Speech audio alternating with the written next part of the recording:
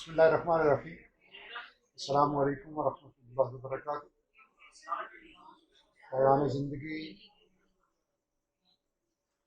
एक खुसूसी एपिसोड के साथ हाज़िर खिदमत हूँ।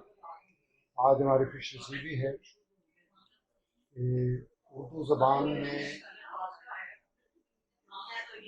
पहले गैर मनक़ूद तर्जुमे की सआदत हासिल करने वाले मोहतरम डॉक्टर ताहिर मुस्तफ़ा साहब के पास हम हाज़िर हुए हैं।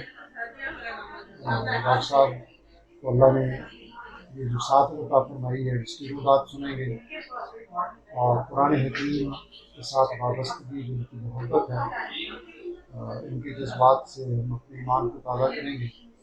मैं मोहतरम डॉक्टर ताहिर मुस्तफ़ा साहब को खुशामदीद कहता हूँ, दरख्वास्त करता हूँ कि अपनी गुफ्तगू का आगाज़ करें। बिस्मिल्लाहिर्रहमानिर्रहीम। जनाब अलवी साहब बहुत शुक्रिया।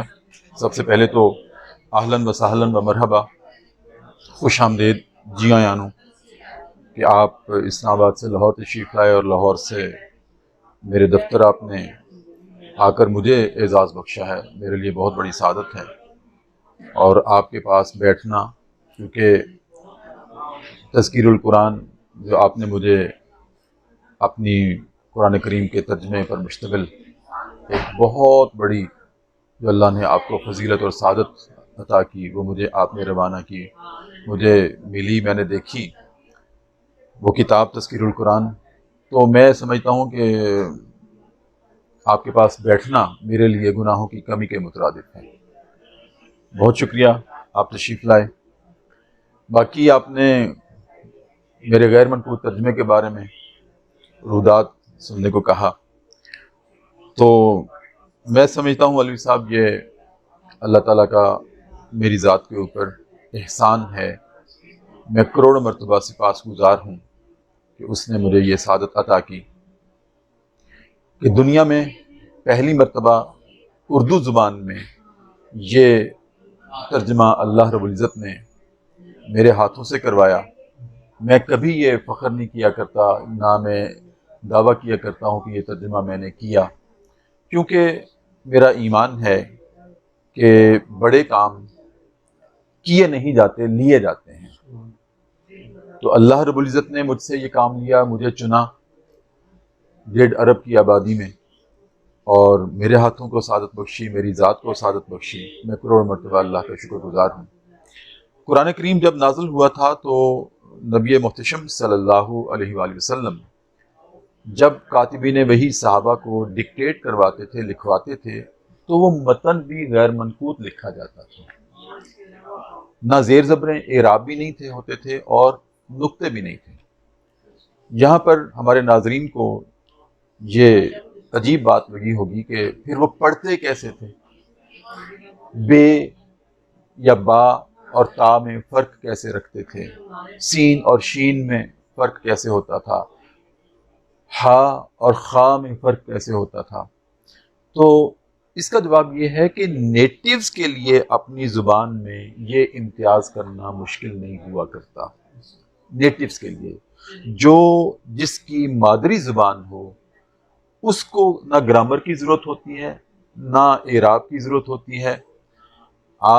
हम चूँकि ज़्यादा उर्दू में रहते हैं, हमारा ओढ़ना बिछौना उर्दू है या इलाकाई ज़ुबान पंजाबी है, तो आज तक हमने पंजाबी बोलते हुए या उर्दू बोलते हुए कभी इसकी ग्रामर सीखी नहीं है। हमें बाई बर्थ थी, माँ की गोद से सीखी हुई मिली।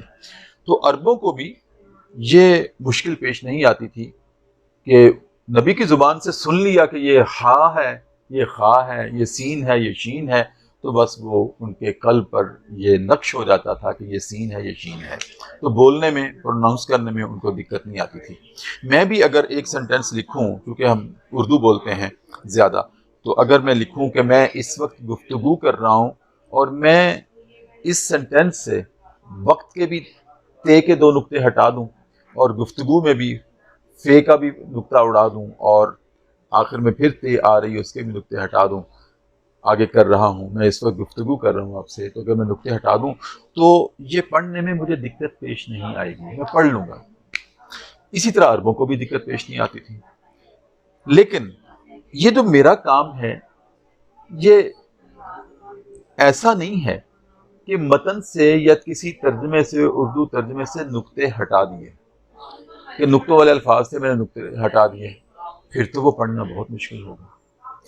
جب قرآن عربوں پہ نازل ہوا اور انہوں نے اس کو بغیر اعراب کے اور بغیر نقطوں کے پڑھ لیا، اس لیے پڑھ لیا تو وہ ان کی زبان تھی، لیکن when the Holy Quran traveled from Arab to non-Arab، تو دوسری زبانوں کے لوگوں کو اس زبان کو سمجھنا بغیر گرامر کے یا بغیر قواعد کے مشکل ہوتا ہے۔ اسی وجہ سے قرآن پر اعراب لگائے گئے اور اسی وجہ سے قرآن پر پھر نقطے لگائے گئے جب قرآن عرب سے نان عرب میں گیا۔ حضرت علی رضی اللہ تعالی عنہ کے شاگرد تھے ابو الاسود الدؤلی، ان کی نگرانی میں نقطے لگائے گئے حروف کے اوپر۔ میں ایران بھی گیا تو میں نے اپنی آنکھوں سے ایران کی لائبریریوں میں صحابہ کے لکھے ہوئے مصحف دیکھے ہیں، وہ خط کوفی میں بغیر نقطوں کے لکھے ہوئے ہیں، تو اس سے صاف ظاہر ہے کہ وہ پڑھ لیتے تھے۔ نبی کریم ڈکٹیٹ بھی جب کرواتے تھے تو متن پہ نقطے نہیں ہوتے تھے۔ لیکن اب میرے سامنے، کیونکہ میری زبان عربی نہیں ہے، تو مجھے یہ سمجھنا مشکل پیش آئے گی کہ یہ سین ہے، یہ شین ہے، ہا ہے، یہ خا ہے، با ہے، یہ تا ہے، تو پھر مجھے وہ بتانا پڑے گا کسی کو کہ یہ با ہے، یہ تا ہے، نقطے لگا کر اس کا امتیاز قائم کرنا ضروری ہے۔ تو نقطے بھی لگ گئے متن پہ، اور بے شمار جتنی بھی دنیا کی زبانیں ہیں، میں کہتا ہوں ان میں تراجم بھی ہو گئے۔ قرآن کریم کے جرمنی میں بھی ہو گیا، فرینچ میں بھی ترجمہ ہو گیا، پنجابی میں بھی ہو گیا، منظوم بھی ہو گئے، اور اردو میں بھی کئی مفسرین ہیں، انگریزی میں بھی ہو گیا، ہر زبان میں کلام اللہ کا ترجمہ ہو گیا۔ اور یہی وجہ ہے کہ ہم دعویٰ کرتے ہیں کہ یہ دنیا میں سب سے زیادہ پڑھی جانے والی کتاب ہے، کیونکہ ہر زبان میں اس کا ترجمہ ہے۔ بے شک وہ مسلمان ہو یا غیر مسلم، لیکن وہ قرآن کو پڑھتا ضرور ہے، اس سے وہ اپنی رہنمائی کے چراغ ضرور روشن کرتا ہے۔ تو لہٰذا یہ قرآن ہے سب سے زیادہ پڑھی جانے والی کتاب۔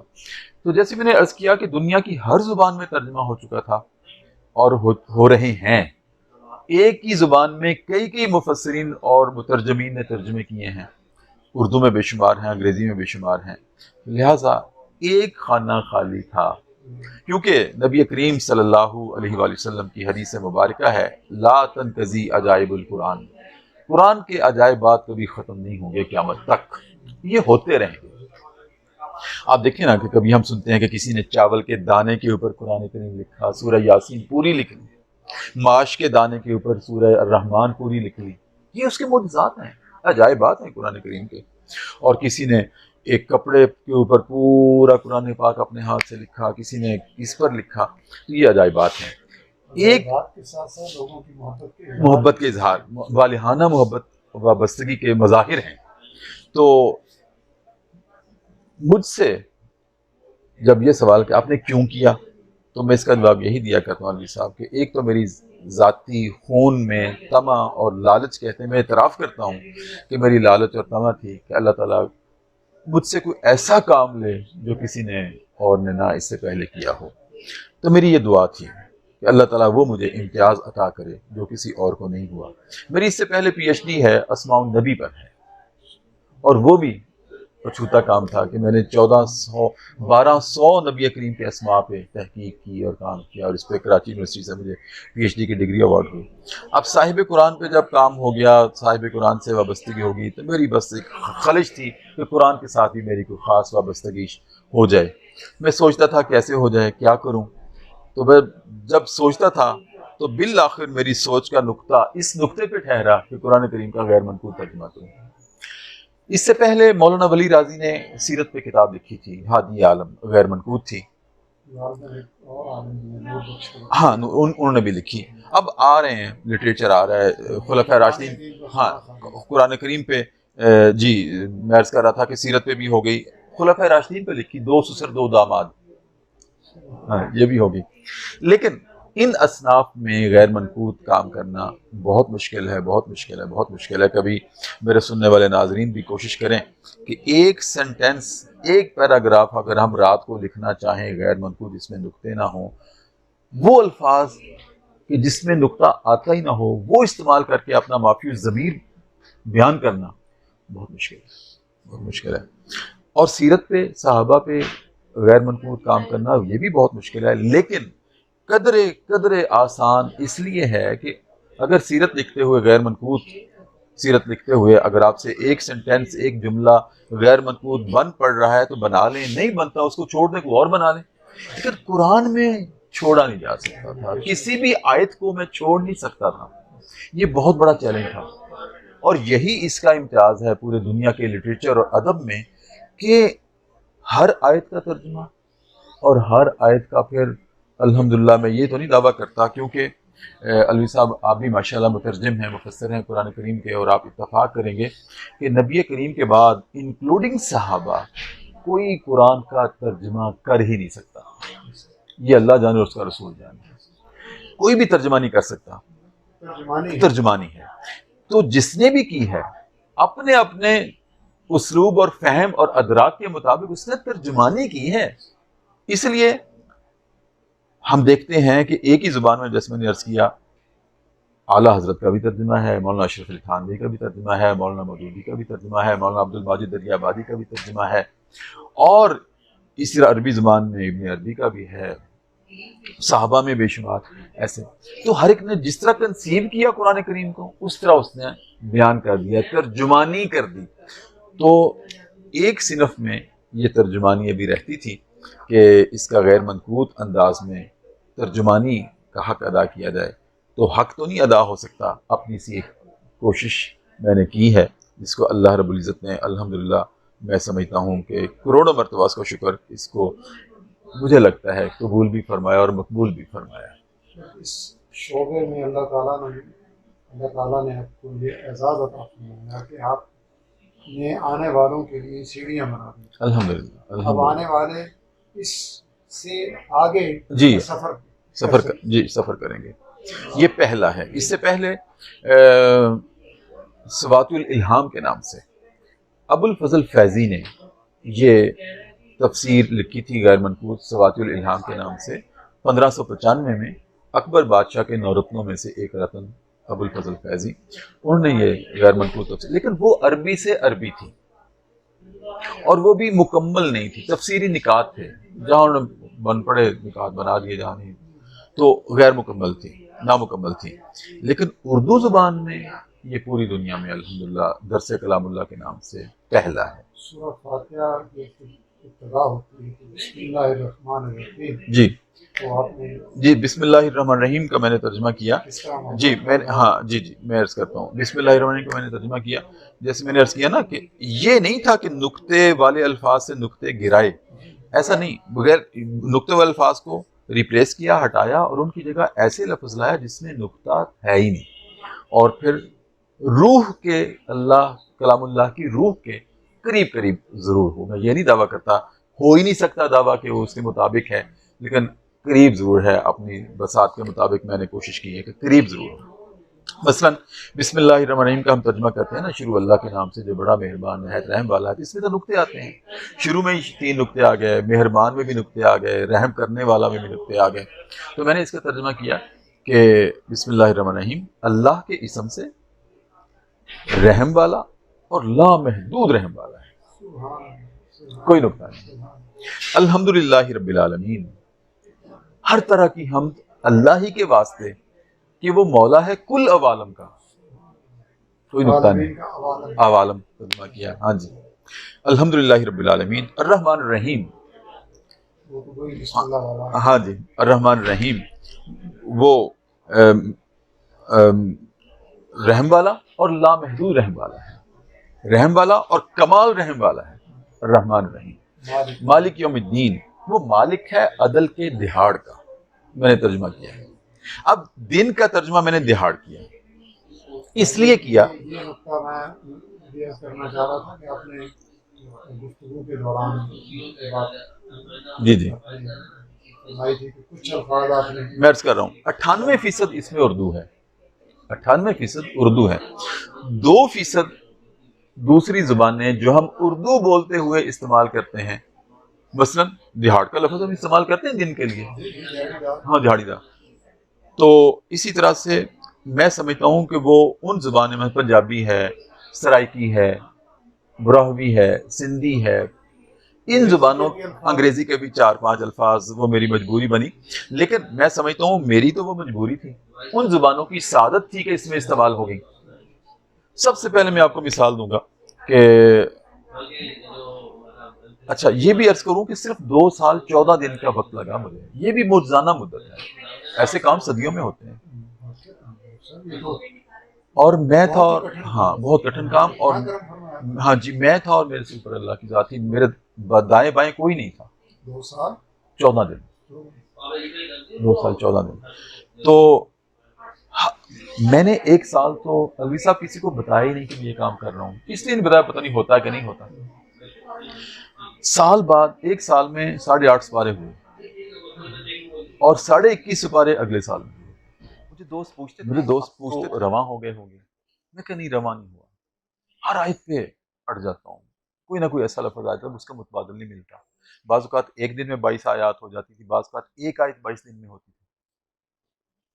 تو اب مختلف مقامات پہ سب سے پہلے عورت کے لیے مجھے لفظ نہیں ملا، بڑا ڈھونڈا، پھر اللہ نے ذہن میں القاء کیا، حبا کی لڑکی میں نے استعمال کیا عورت کے لیے۔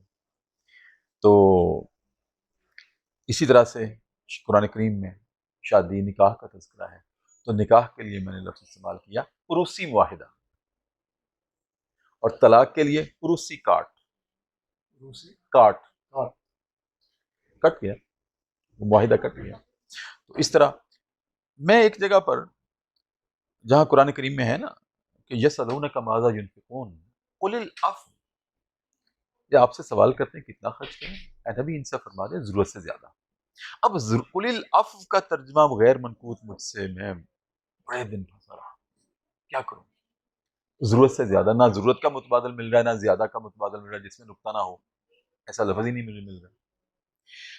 آخر میں اللہ رب العزت نے کرم کیا کہ پنجابی زبان میں مجھے اس کا ترجمہ ملا، وہ پنجابی زبان کی سعادت تھی، اس میں استعمال ہو گئی۔ پنجابی زبان میں ترجمہ ملا ضرورت سے، قل العفو ضرورت سے زیادہ، لوڑ سے وادو لوڑ سے وادو۔ اس طرح آپ نے انگریزی کا پوچھا، 4-5 لفظ انگریزی کے استعمال ہوئے اس میں۔ سونے کے لیے، سونا چاندی جمع کرتے ہیں نا، سونے کے لیے میرے کوئی لفظ نہیں، سونے میں تو نقطہ ہے، چاندی میں بھی نقطہ ہے، تو میں نے دونوں لفظ انگریزی سے لیے، گولڈ اور سلور۔ ہم استعمال کرتے ہیں، میں نے گولڈ خریدا، ہاں جی، ہاں روڈ گلاس ہاں جی، ہاں جی ہماری جی، اردو کا حصہ اردو کا حصہ بن گئی۔ تو اسی طرح سے نجم قرآن کریم میں آیا نا، تو نجم کے لیے ستارہ، اس میں نقطہ تھا، تو بڑی مشکل، پھر میں نے اسٹار کا لفظ استعمال کیا اس کے لیے، اس طرح یہ انگریزی کے لفظ استعمال ہوئے۔ تو یہ الوی صاحب میں سمجھتا ہوں کہ اس طرح سے ایک 36 حروف ہیں اردو زبان میں، ان میں سے آدھے نقطوں والے بغیر نقطوں والے۔ اب 18 حروف میں پورے قرآن کریم کا ترجمہ یا ترجمانی ہونا، میں سمجھتا ہوں کہ یہ واقعتاً قرآن کریم کے معجزات میں سے ہے، اس کے عجائبات میں سے ہے، اور اس طرح سے ایک نئی زبان کریٹ ہوئی، 18 حروف میں ایک نئی زبان کریٹ ہوئی اور قرآن کی نسبت سے۔ اللہ تعالیٰ کا فرمان ہے والذین جاہدوا فینا لنہدینہم سبلنا، ہم آسان کر دیتے ہیں بڑا، کوشش کرتا ہے تو ہم اسے راہوں کو چلا دیتے ہیں، وہ بس اللہ نے چلا دیا اور آسان کر دیا۔ وَلَقَدْ يَسَّرْنَا الْقُرْآنَ لِلذِّكْرِ فَهَلْ مِن مُدَّكِرٍ، تم آؤ تو صحیح، ہم آسان کر دیں گے۔ 2 چیزیں پوچھنا چاہوں گا، ایک تو غیر منقوط کے لیے ادبی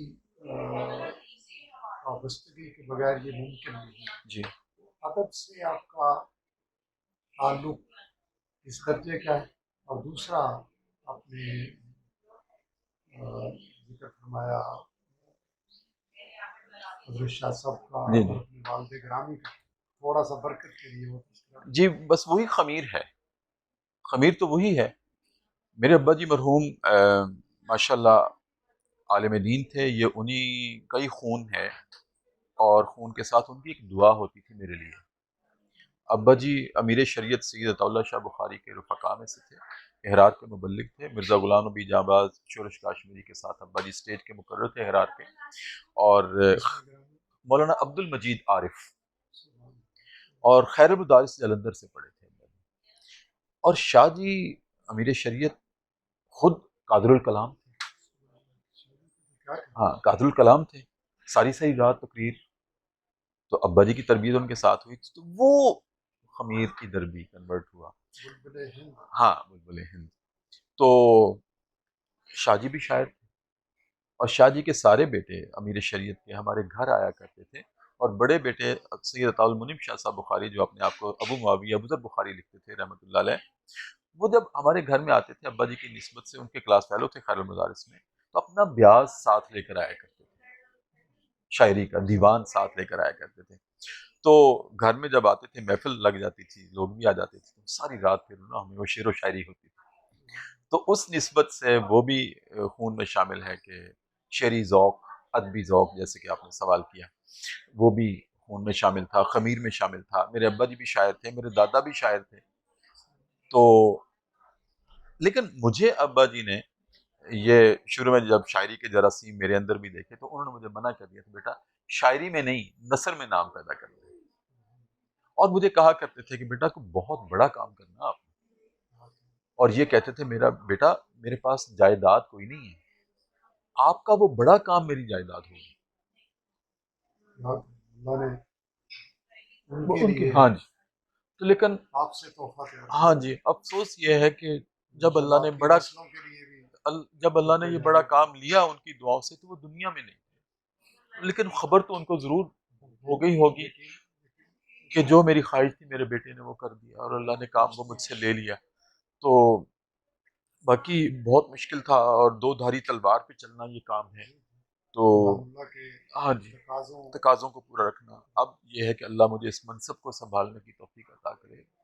آپ ارشاد فرما رہے تھے کہ اس میں جو منقوط ترجمہ ہے وہ منقوط ترجمہ مولانا جوناگڑھی کا لگایا تھا. اب آپ جو کام کر رہے ہیں ہاں جی اب میری خواہش یہ تھی کہ میں اب فارمیٹ جو میرا ہے اس میں ایک ہی صفحے کے اوپر متن بھی ہے قرآن کریم کا عربی میں، درمیان میں مولانا جوناگڑھی کا میں نے ترجمہ لگایا تھا، اور اس کے نیچے میرا ہے غیر منقوط ہے. لیکن میں نے الوی صاحب ایک بات غور کی ہے، مشاہدے میں رہی، تجربے میں رہی، جب غیر منقوط ترجمہ کیا بے شمار تراجم اور تفاسیر میرے ٹیبل پہ ہوتے تھے، کہ میرا کم علم ہوں، کم فہم ہوں، کم مائیگی ہے، میں اپنا اعتراف کرتا ہوں. لیکن پھر بھی میں یہ ضرور عرض کروں گا کہ جتنے بھی ترجمے میں نے دیکھے ان میں سے اکثر میں وہ گرامر کا لحاظ رکھتے ہوئے ادب رسول میں کمی ضرور آئی ہے، ناموس رسالت میں کمی ضرور نظر آتی ہے. ہاں مقام رسالت میں کمی ضرور آئی ہے. آپ کو تم اکثر تراجم میں لکھا گیا ہے جو مجھے بہت چبھا. اور اب میں نے شروع کیا ہے کہ انشاءاللہ یہ دوسرا ایڈیشن میرا آ گیا، تیسرا ایڈیشن جب آئے گا تو میں خود ایک سریح ترجمہ منقوط کر رہا ہوں، اور اس میں مقام رسالت کو میں نے سب سے زیادہ فوکس رکھا ہے. کہیں آپ کے لیے نہ تم کا لفظ استعمال کیا جائے، نہ اس کا لفظ استعمال کیا جائے، نہ مفرد کا لفظ آپ کے لیے استعمال کیا جائے، نہ ضمیر ایسا استعمال کیا جائے کہ جہاں آپ کی حرمت میں اور مقام شان رسالت میں کمی آتی ہو. تو الحمدللہ 12ویں اس بارے پہ ہوں اس وقت. انسانی زندگی میں جتنے واقعات ہوتے ہیں، جتنے انسان کی ملاقاتیں ہوتی ہیں، انسان کے تعلقات بنتے ہیں، وہ اللہ تعالیٰ کی حکمت میں پہلے سے جی طے ہوتے ہیں. جی غالباً میرا اور آپ کا ہم مزاج ہونا بھی، الحمدللہ میں نے آپ کا بھی دیکھا ہے تو سیم. الحمدللہ میں نے اس چیز کو بہت اس پہ توجہ دی کہ نبی کریم صلی اللہ علیہ وسلم کا تذکرہ بہت کسی ادب بھی سے نبی کیا علیہ ہے. السلام کا جہاں بھی ہے علیہ السلام اس میں لازمی، صلی اللہ علیہ وسلم لازمی، اللہ کی ذات بابرکات کے ساتھ تعالی، ہاں جی وہ لازمی، جی ہاں وہ رب تعالی. ہاں جی اس لیے کہ خالق اور مخلوق میں امتیاز تو رہے، اور نبی اور امت میں امتیاز تو رہے. ہمارے جو اکابر ہیں وہ ان کا اخلاص قابل قدر ہے. ہم نے انہیں جی سے سیکھا ہے. لیکن جب اللہ ایک سعادت دے تو ہمیں جو اس میں بہتری، ہاں جی وہی نا. کیونکہ اصل یہ ہے نا کہ وہ ادب جتنا بڑھتا جائے گا جی اتنی اللہ تعالیٰ کی اس میں رحمت. الوسا میں عرض کروں کہ ہمارے اکابر نے جب یہ کام کیے نا، ان کا ایک حلقہ ہوا کرتا تھا، ایک صحبت ہوا کرتی تھی، ایک تزکیے کا پروسیس ہوا کرتا تھا.